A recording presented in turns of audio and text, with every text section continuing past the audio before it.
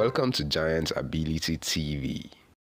Righteousness exalts a nation, but sin is a reproach to the people. It is understandable why Nigerians are in a depressed mode, to the extent that they seem not to be ready to read or discuss anything that has to do with politics. For once beaten, twice shy. The experience from the February 25th, 2023 general elections, especially the presidential election, is like a wound that cannot heal easily. And even after it is healed, the scars will remain forever. However, wisdom demands that people should not give up their destinies, even when they have lost a fight, because every day is for the thief, but one day is for the owner. Nigeria as a country has experienced a lot of ups and downs, with our heroes in the saddle, and when they were alive, had they given up on Nigeria, the country would have gone extinct. But what they did was to keep on fighting and believing in the country. And that is why we still have Nigeria today. Because one has lost some of his belongings to the thief does not mean one should take his life, because what has been stolen can be recovered by means of replacement or with time, restoration. But once life is lost, it is lost forever. And that is why it is wise to give up what one cannot keep in order to gain what one cannot lose. Nigerians listened with dismay to the comments made by the National Security Advisor to President Bola Ahmed Tinubu, Mr. Nuhu Ribadu, who shocked Nigerians by saying that the former President Muhammadu Buhari left behind a nation that was bankrupt, with nothing at all in the treasury, meaning that the former president drained everything that is called monetary resources of the country before he left. May I assure you that the federal government of Nigeria will not rest on its own in ensuring a robust and viable defense management and security apparatus to address contemporary challenges, even in the face of enormous budgetary constraints. And yes, we are facing serious budgetary constraints. It's okay for me to tell you, and it's fine for you to know, that we have inherited a very difficult situation. Literally a bankrupt country. No money. To a point where we could say, even the earnings that we are getting now, we are paying back what was taken. It's serious. But this administration is doing its best to meet our requirements, particularly the armed forces. As informative as the revelation was to Nigerians, it is heart-wrenching and disappointing, not because of the revelation itself, but more importantly because it is the same vehicle with which the resources of the country were stolen, the All Progressives Congress Party, that is still in the saddle today, and with the former national leader of the party, a close ally of the former president, and the man who sold the former president to Nigerians, Asiwaju Bola Ahmed Tinubu, who is now the president of Nigeria. The truth that cannot be denied is that while the country's resources were stolen, especially the crude oil theft that lasted for 9 good years, while the former president Muhammadu Buhari reigned for 8 part of those years, there can be no way that Asiwaju Bola Ahmed Tinubu, who was the national leader of the All Progressives Congress Party, which was the ruling party in those years, can be absolved from all that happened in the reign of the former president, whether for good or for bad. As if that was not enough, the manner in which the APC, the ruling party, and the former president Muhammadu Buhari transferred power to Bola Ahmed Tinubu of the same party was not different from a daylight robbery that led to a state capture. This theft of highest office in the country, just like the crude oil theft, has dealt a great blow to Nigerians and dampened their spirits, to say the least.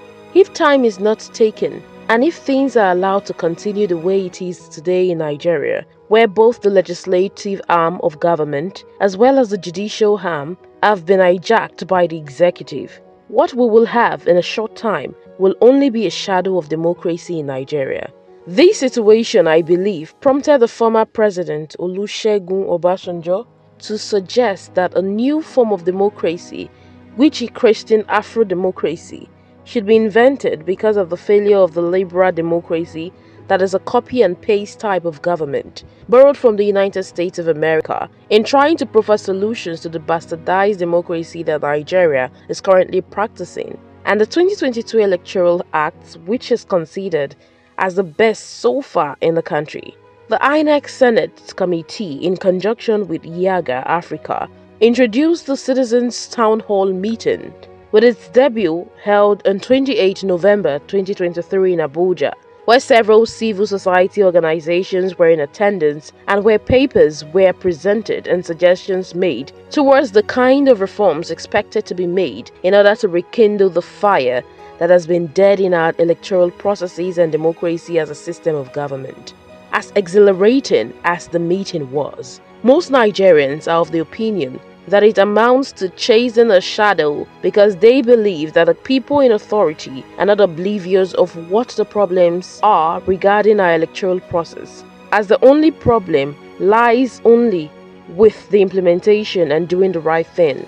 They argue that what solutions can one prefer to the problems of corruption in our judiciary and other high places that can substitute for character reorientation and the readiness for people, regardless of where they find themselves, to be willing to do the right thing. This, in other words, is like advising the organizers of the Citizens Town Hall initiative that there is no need chasing a wild goose, especially as they plan on going around the whole country in continuation with their campaign as they experimented yesterday in Abuja. You need good records of birth and death. And the Population Commission has that legal responsibility to register birth and death. And I regret to say, from my experience in INEC, obtaining such information from Population Commission was very, very difficult indeed. In fact, we couldn't, in spite of all the effort we made. I think at that time, NIMSI, I'm not being too critical, but at that time you had just entered into a partnership with a bank and you are issuing a national ID card with possibility of cash, what do you call it, ATM, and you didn't want to hear any integration of any databases, you know. So and of course, that scuttled the process. I think it is very, very important that we sensitize stakeholders and we work together because the value of a national civic database is really incredible. And many countries see that, whether it's in crime prevention and detection, not to talk of even using it for the purposes of elections and so on. I want to charge Nigerians that giving up the fight for good governance should not be allowed to be taken over by the corrupt politicians in government, just like what the INEC Senate Committee members are doing right now. Rather, the civil society organizations should take it upon themselves and take the fight to the National Assembly and make it to remain there until positive outcomes are achieved in terms of reforms that will guarantee for Nigerians a free, fair, credible, and transparent electoral process that will make the vote of the people count, as well as the will of the people bring about leaders of their choice who truly will be the representative of the people. Moving forward is a good idea, and it is what is on the lips of Nigerians, especially after the failure of the last presidential elections to produce the desired leaders, especially the president. Nonetheless, we should avoid situations like in the past that led us into taking 2 steps forward and 10 steps backward. However, what agitates my mind, and I believe the same applies to many other perceptive Nigerians, is a question that, does it mean because the judiciary failed or refused to accept the document produced by an American court and released to the former Vice President Alhaji Atiku Abubakar, which indicts Mr. Bola Ahmed Tinubu regarding the forged certificate of the Chicago State University, the culprit, Bola Ahmed Tinubu, is free from the offense? And there is nothing the legislature can do to further investigate the matter and impeach him if he is found wanting? I believe the case of the former Speaker of the House of Representatives, Salisu Buhari, who resigned honorably after he was found wanting regarding the forgery of his University of Toronto certificate in 1999, has lent credence to this matter and should be regarded as a precedent set to help Nigerians think straight and to do the needful. Sweeping the matter of perjury by Mr. Bola Ahmed Tinubu under the carpet cannot do the country any good and will remain in a shaky and faulty foundation in our quest to build a nation that will stand the test of time, with good legacies passed on to the younger generation and the generation coming after them. In a country where there is justice and equity, statements about how badly a former president has led the country and mismanaged its resources should not only be a matter of national discourse, but must translate into actions, especially such that will lead to the prosecution of the former president and his lieutenants, with a view to making such actions to serve as a deterrent to those who might want to follow the same route in the future. That is what is expected of a serious-minded leadership. But the question is, can a thief go after another thief? It is important to note that we cannot build something on nothing, and if the foundation be destroyed, there is therefore nothing that the righteous can do.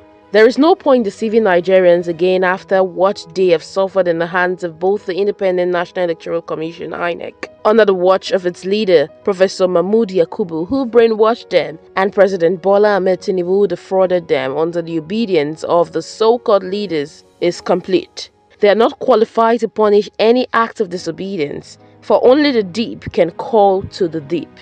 On a final note, my plea to the battered and humiliated Nigerians is for them not to take away their eyes from the ball, because it is observed that this present administration in Nigeria is doing everything to suppress the flow of information that can be helpful to the people by compromising the various social media platforms being used to feed the people with the right information. The flood will do everything to bring down the building. It is the owner of the building that will resist and frustrate the plans of the flood. To this end, I call on the viewers of this video to deem it fit to share it to as many people as possible. Power lies in the hands of the people if only they realize it and do the needful. Sitting down on the fence and expecting a change or miracle to happen is like daydreaming, for nothing comes to sleepers but dreams.